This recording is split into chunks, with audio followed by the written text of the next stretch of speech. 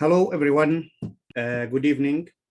It's our pleasure to welcome all of you to our tonight session on stigma and quality of life in epilepsy. And it's our pleasure also to have Dr. Angelina Kakuza, who's a senior lecturer and pediatric neurologist and epileptologist from Uganda. Dr. Kakuza, she got her MBBS from Uganda. Then she did her epilepsy fellowship in Italy, as well as her PhD and postdoctoral fellowship in Sweden and UK. Dr. Kakuza, she's a chair of International League Against Epilepsy in Africa region from 2017 to 2021.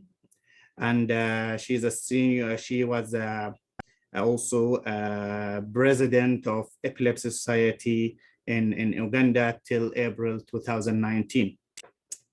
The recording will be available, and we would love to hear from all of you.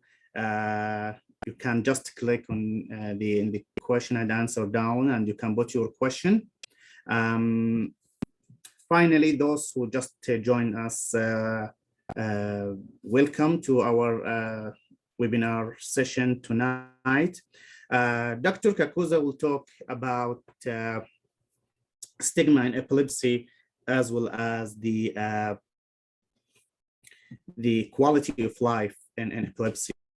We know that epilepsy and other mental disorders, it's one of the most stigmatizing diseases in neurology, and it's affecting those people with epilepsy in different aspects.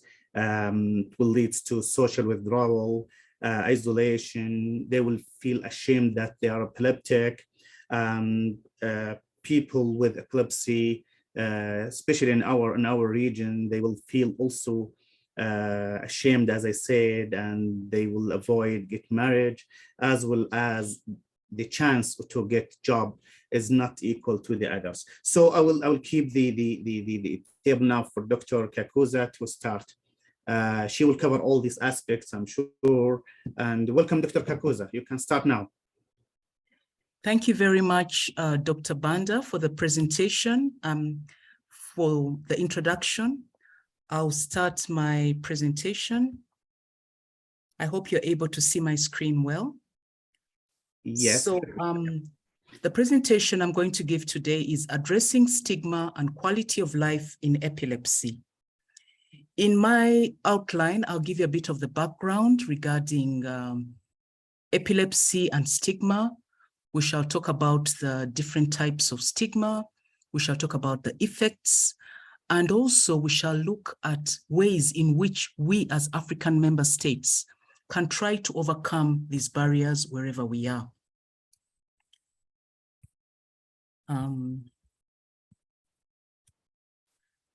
It's estimated that about 50 to 70 million people worldwide live with epilepsy. And more than 80% of these are in the developing countries where Africa is. There was a multi-site study that was done in 5 demographic surveillance sites that are projected on the screen. And we showed that the prevalence of epilepsy varied from between 7.0 to 14.8 per 1,000 people.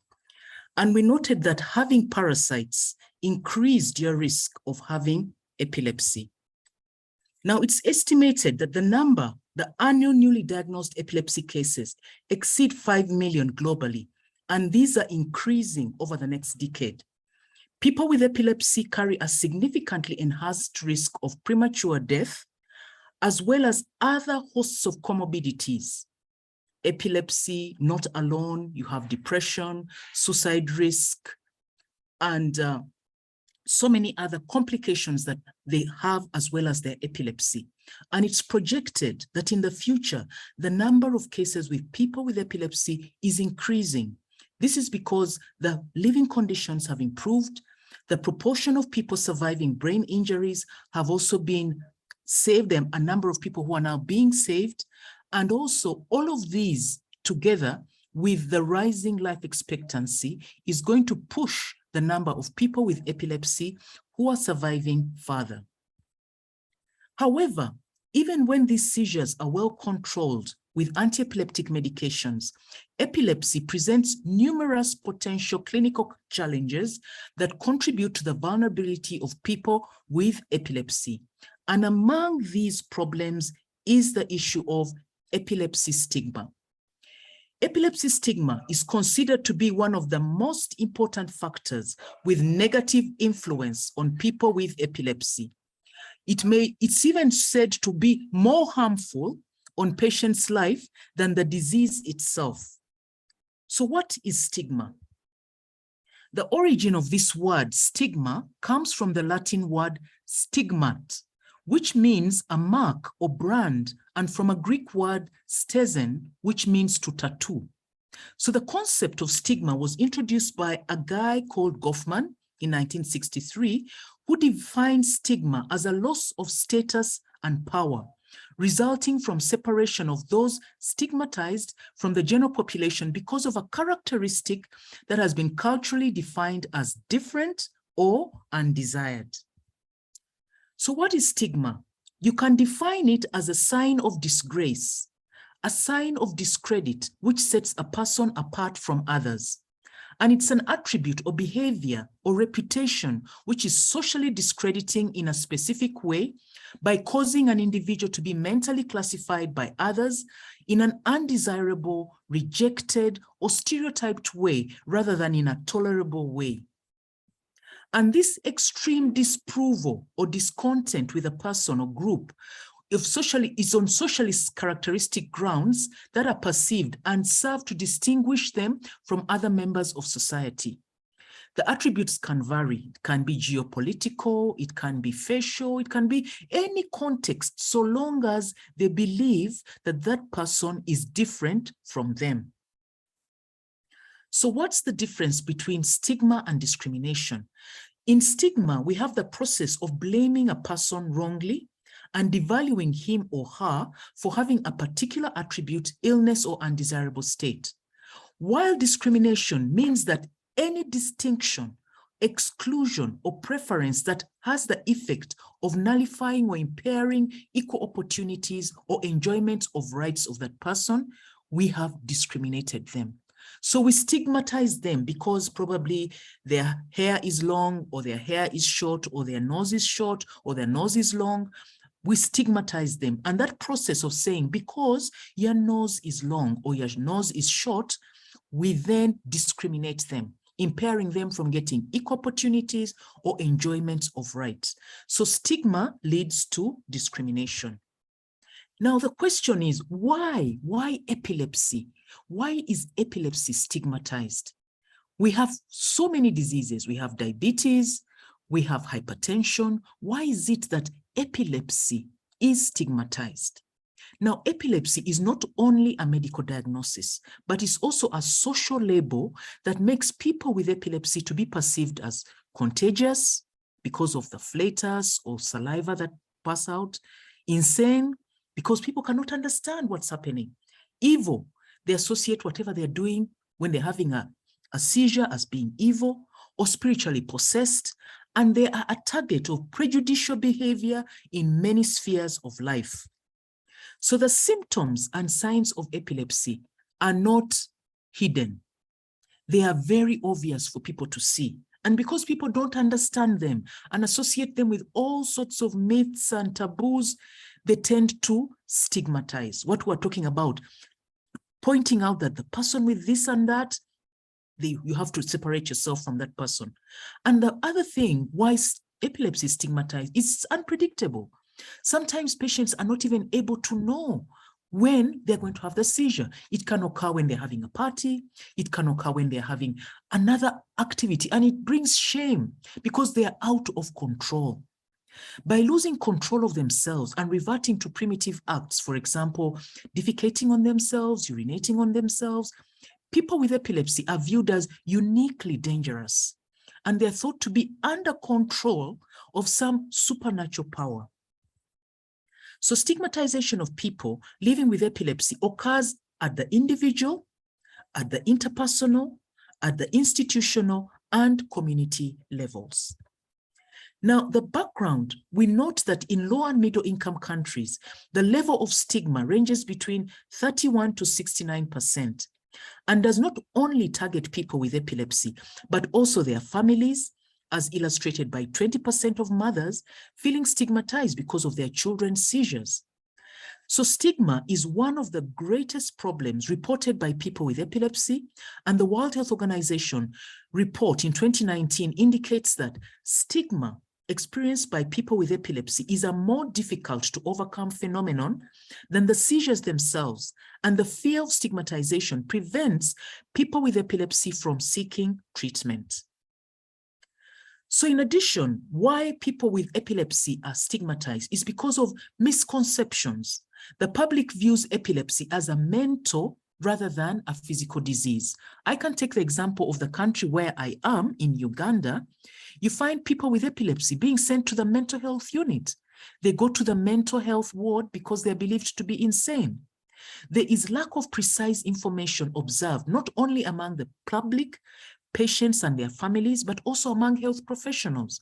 Believe you me, there are health professionals who say, if the person has had a seizure, I will not touch him, not until they have finished bathing him, put on new clothes, because I fear the saliva, the air around that person will touch me.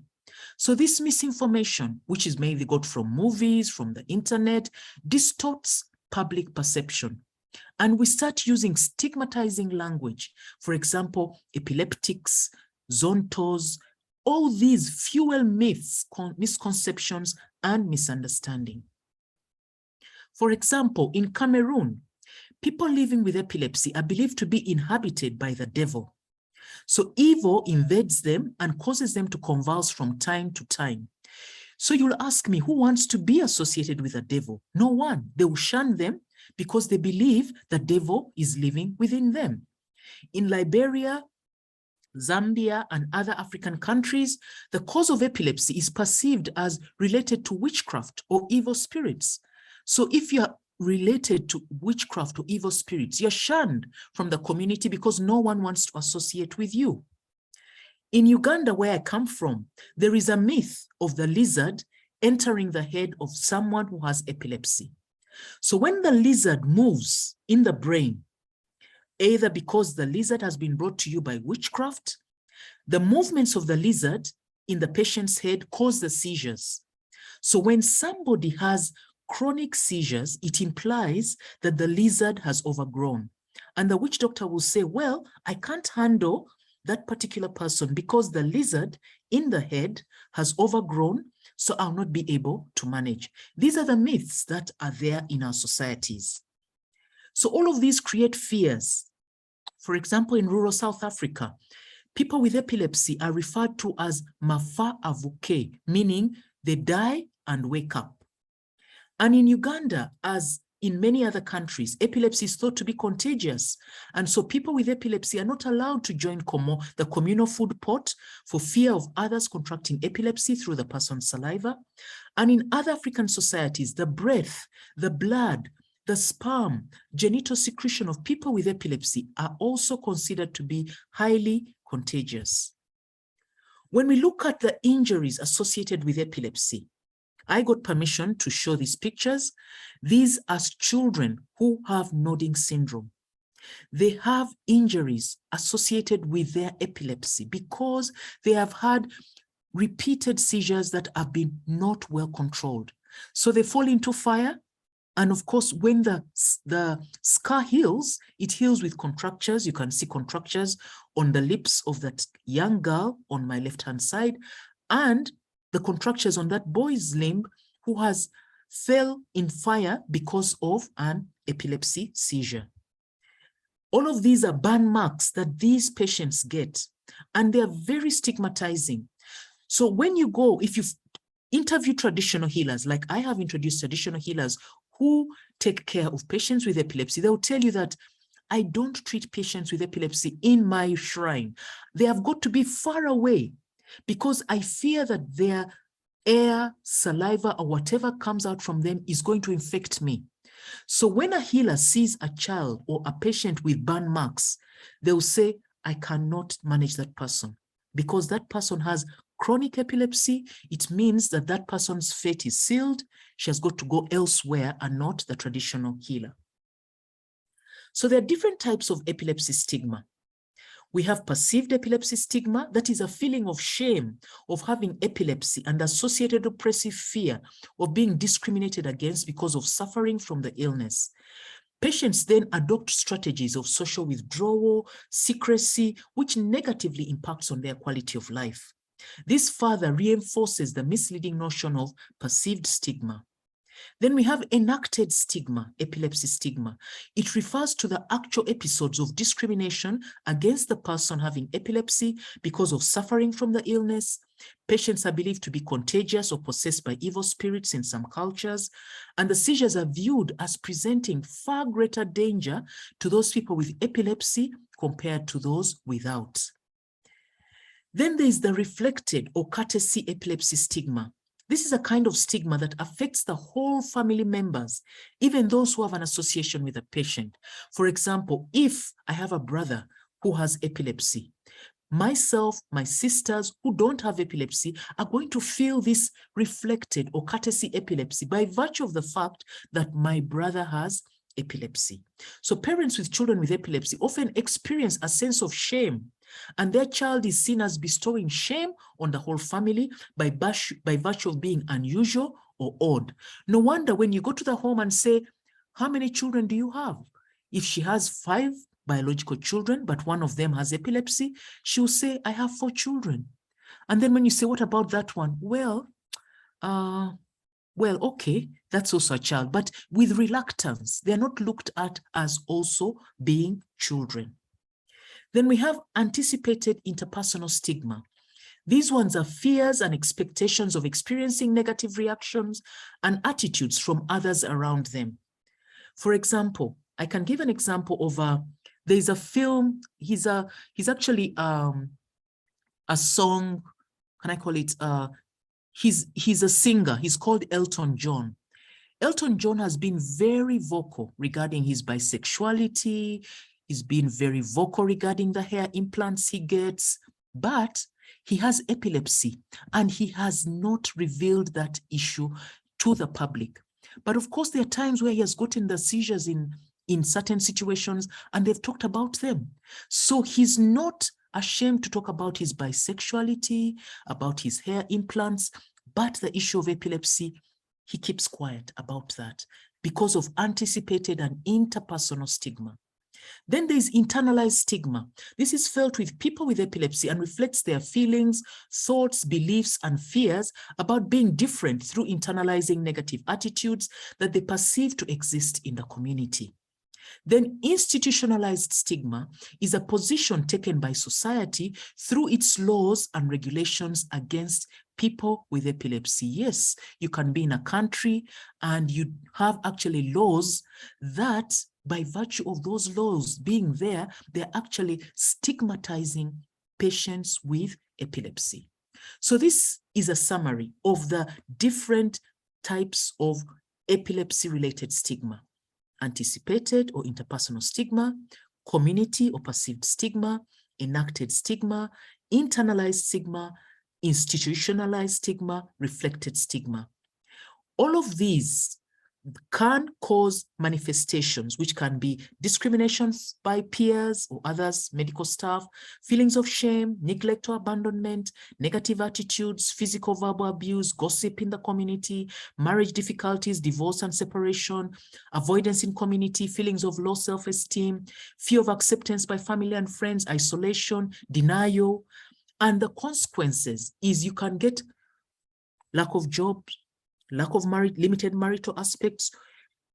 You find that in certain communities, there was a study that was done where they looked at those people who had not been revealed to by the family that was marrying them that the person had epilepsy, and those that had been revealed to that they had epilepsy. The uptake of that woman who had epilepsy was much, much lower than those where they had not disclose this information. So they have limited marital aspects, Though there are some people who are blessed, you find a couple where the husband or the wife, vice versa, whoever has epilepsy is very supported, but they are very few and in between. This can lead to limited recruitment in schools, delayed treatment seeking, avoidance of the coming to the clinic seeking care because I'll be identified as going to that clinic which treats people with epilepsy. And several lifestyle restrictions. For example, parents can become overly protective of their child. She shouldn't swim, she shouldn't walk, she shouldn't do this. And you find that those lifestyle restrictions actually drown the child. The child is not able to feel free. There's also a risk of alcohol and substance abuse. All of these have effects on the quality of life of these patients. Psychologically, by causing anxiety, suicidality, depression, conduct disorders, and social phobia. They can even get malnutrition. They can have more morbidities and mortalities, poor treatment outcome. For example, if they get, they can have a higher risk of status epilepticus, increased rates of non-accidental injuries, poor mental health, risk of sexually transmitted disease, to mention but a few. So here I depict one of the persons who is living positively with epilepsy. He's a Hollywood film actor. He's called Danny Glover, and he is very open about living with epilepsy. So what are the effects of social stigma on persons with epilepsy? Here is a case of a child in Malawi. A child is isolated, chased away from other homes because other people feel the saliva coming out of his mouth is going to infect their children. When he tries to play with them, they chase him away. So he cries and the mother has to take him away from his friends. This is what we see in real life, isolation of these children. And people with epilepsy in sub-Saharan Africa are frequently required to use separate eating utensils, eat from a different dish, use separate sleeping quarters away from the rest of the household, and they're often hidden from families, from visitors, like I mentioned earlier, where the mother has 5 children, but one has epilepsy and she'll say, I have 4. The other is not considered a child. In a study done by Andrea Winkler and others in rural Tanzania, they found that epilepsy impacted on the lives of affected people in about over 60% of patients. And people with epilepsy, they believe that they should not attend school or go to work in about 38%. People with epilepsy had decreased chances of getting married, and a minority thought that having epilepsy was a reason not to have children. This just shows you what the impact, the effects the stigma has of epilepsy. Other effects have been extreme dependency upon their relatives. This dependency interferes with the development of social skills and hampers normal personality development. Overprotectiveness of the child from life's stressful and potentially dangerous situations by parents. And then there's psychosocial adjustment problems throughout childhood, and these continue into adulthood life. Also, the effects of stigma can disrupt family life because it demands for a change, and the use of family resources is on the increase. The drugs that are needed, the investigations needed, this may lead to an increase in family stress and disruption. And in the culture where I belong, I'm sorry, I have to give examples from where I know, if you have a child like this, it is the female problem, it's the mother's problem. When the child is doing well, everything is fine, that's the man's child. When the child has problems and things are not going well, that is the mother's child. So you find that stress and disruption increases. Families are at risk of poor communication, poor cohesiveness, and poor integration. And the burden of care may fall more heavily on one member, which may lead to resentment and increased family tension. And most of the time, that family member is the mother. So in addition, by virtue of the fact that these patients are stigmatized, they delay seeking treatment because they have to conceal that they have such a person. So the person will continually harm themselves. And you find out that they get even contractures developing, as is shown in that young boy on my right-hand side, who has developed contractures because of having several seizures and has not sought treatment for fear of the stigma. Also, it can lead to lower level of education. Children can be forbidden from attending school because parents view their children as intellectually weak. They fear the child may sustain an injury while at school. They also fear the child may die outside of home as a result of the seizure. And also the schools themselves may reject these children, refusing to accommodate them for fear of contaminating other pupils. So this leads to poor scholastic achievement, their difficulties in acquiring new skills or knowledge, challenges in focusing their attention, difficulties with speech and language, they have impaired motor and perceptual skills, and compromised working memory. So they have low self-esteem and underachievement in their day-to-day social life and schoolwork. They can also be prone to head and other non-accidental injuries. The boy right at the lower end is one of my patients who suffered a bilateral fracture following a seizure in which he fell from his bed. So you find that these injuries are very frequent. If you find that these patients are not given caregiving, which is appropriate, because if they know that this patient is not well controlled, why put him on a high bed where he's going to come, fall down and fracture? So even we find that the occurrence is more common in males than in females, and focal more than in generalized. We earlier talked about diminished marriage prospects. In a study which we did with Kairuki Simon, we found out that adults with active convulsive epilepsy were less likely to be married than the controls. And this was highly significant. And unmarried adults were similar in both sexes, in both generalized and focal epilepsy. In addition to all these effects, by virtue of the fact that these patients are stigmatized, they tend to get disorders of health and lifestyle. They are prone to obesity. They are prone to dangerous habits like smoking and also overeating, sometimes leading to obstructive apnea, and they snore a lot. They also have increased rate of psychiatric problems, which may result from either the stigma or adverse effects of the drugs. They can get depressed by having loss of energy, interest, feelings of guilt, difficulty in concentration, thoughts of death, hopelessness, suicide. They may be anxious as a result of unpredictable nature of seizures and perceived loss of control. And even many patients are afraid of dying during an epileptic seizure or seriously hurting themselves. So what can be done to reduce the effects of social stigma in our children and adults with epilepsy? It's important that we educate our public, raise awareness. Education is a critical tool in the combat against stigma. We link up with the traditional healers who our patients go to first, most of the time, the tribal, religious, and community leaders to disseminate information and combat stigma and discrimination. I was talking to a colleague of mine this week from another country in Africa who told me that they were trying to raise awareness for epilepsy and they were engaging with the traditional healers. So the traditional healers were told, okay, the traditional healers said, fine, if you want us to refer you these patients, what we are going to do is we are going to tell them to come to our shrine.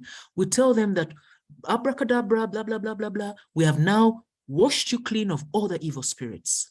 You're now free to go to the clinic and get medication. Because the traditional healers said, we're also short of funds. We need the funds from these patients. So let us share them by doing our magic or whatever it is they do, and then cleanse them of evil spirits, so they say, and then send them to the clinic so that they can be that sharing of patients. So that is a way that they are trying to engage with traditional healers to ensure that at least the patients with epilepsy can seek the appropriate care. We need to educate the public through simple illustrative talks given at churches, mosques, marketplaces, schools, social gatherings, to mention but a few. Each community and context is different. Supporting the caregiver goes without we need to really ensure that the caregiver is supported. The child's self-esteem and confidence is affected by felt stigma linked to the mother's attitude. If the mother feels that stigma, it's going to be communicated to the child. The mother or caregiver should be encouraged to enable the child live a normal life. We shouldn't overprotect this child. Nurture attitudes of self-confidence, self-acceptance, self-worth in the mother and caregiver. This enables the child deal with his feelings and attitude of others. We need to ensure timely control of seizures. Remember that because the patients feel they're out of control, they have anxious, the seizure is about to come, and I'm in public, what do I do? If we control these seizures, it leads to the reduction of perceived stigma, often related to the seizure frequency. Enhanced efforts to reduce the epilepsy treatment gap in respective regions should be made. We need to train nurses, clinical officers, and all allied health workers to manage patients with epilepsy and integrate services into existing local primary care programs, particularly in the rural areas. We need legal action. We may find that in our constitution, in our laws, in our respective countries, the laws do not protect the rights of persons with epilepsy. Stand up for these patients. Ensure that any form of discrimination is done away with. We need to be self-advocates as health professionals, non-government organizations, people concerned about the persons with epilepsy. We should aim for stigma reduction programs at all levels: interpersonal, intrapersonal, governmental, organizational, institutional, and at the community. In this diagram, we see two pyramids. One pyramid is stable on my right-hand side. That is where you have good medical and surgical treatment. But in addition, the family is secure, is giving courage and hope, and the social emotional conditions are good. But on my left-hand side, we find the pyramid has crumbled. Why? Because the family is experiencing stigma, there's secrecy, there's shame, there's fear, and the social emotional conditions are bad. So we don't want to be like that pyramid on the left-hand side. We should all struggle to ensure that we have a family which is secure, courageous, giving hope, and having good social emotional conditions that are shared with our patients. So as possible member states of the International League Against Epilepsy, what are the action points that we should do? We know that there has been a statement that has been passed where we as members of the International League have to try to see how we can interest our government members and stakeholders regarding ensuring that epilepsy is a public health priority.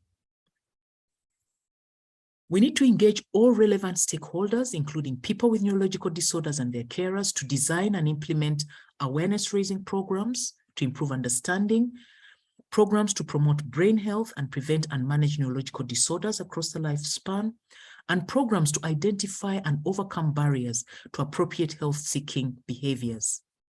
We also need to lead and coordinate a multi-sectoral advocacy strategy whose purpose is to reduce stigma, discrimination, and human rights violations of people with neurological disorders and respond to the specific vulnerable groups across the life course, integrating this within broader health promotion strategies.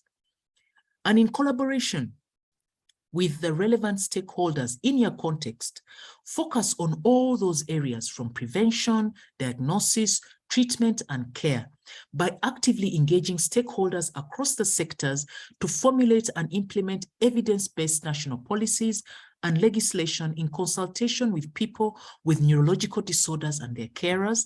And please make sure that these policies and plans should promote and protect their rights and prevent stigma and discrimination.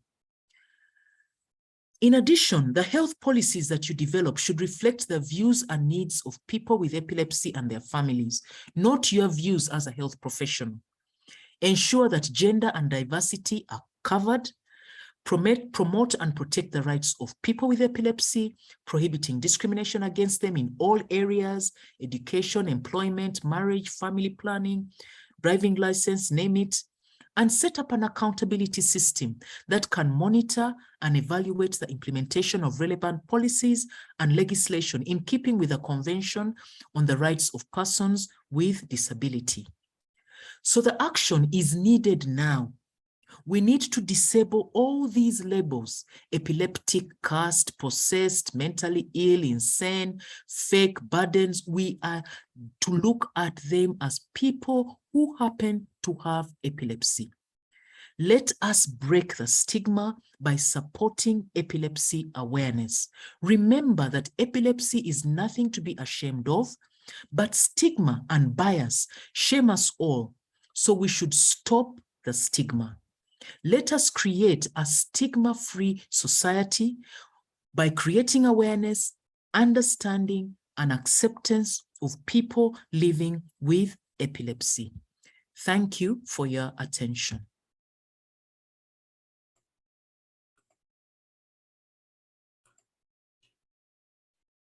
Thank you very much, Dr. Kakuza, for this nice and well-prepared talk. Actually, I have a lot of questions, but you answered most of these questions during your talk. Thank you very much again, Dr. Kakuza. Welcome. Yeah, it's well done. Thank you very much. Regarding the prevalence of internalized stigma, you know, in our community, they did some of these projects in different aspects, but I did a quick cross-sectional study with my student studying the internalized stigma, prevalence, and associated socio-demographic factors for people with epilepsy. And almost what we found, it's almost, yeah, it's not published yet. It's in the, final stage in writing the manuscript, but we found almost 25% of those people with epilepsy, they have internalized stigma. So do you have any numbers in Africa or in Europe or in the developed country? I looked at literature from the African section. I'm sure there is literature in Europe, but I did not look at those. I did not look at that literature very well, so I don't have the numbers offhand, but definitely they've done studies where they've looked at the different levels of the internalized stigma and the different types, but I don't have them offhand now. I'm sorry. Yeah. Actually, it's well studied in the Middle East. There is a paper from Tehran and also paper from also in Europe from Sweden. Some of the paper, they reach up to 40% internalized stigma. So it's very high. It's very high. And it makes sense, you know, even in our community, easy for people to say, I have migraine, okay, or I have myasthenia gravis, but it's not easy to say I'm epileptic. I have epilepsy. Yeah. I have epilepsy, or I'm a person with epilepsy. It's very hard. It's very hard. I'm not sure, Dr. Shada, do you want to add any comments?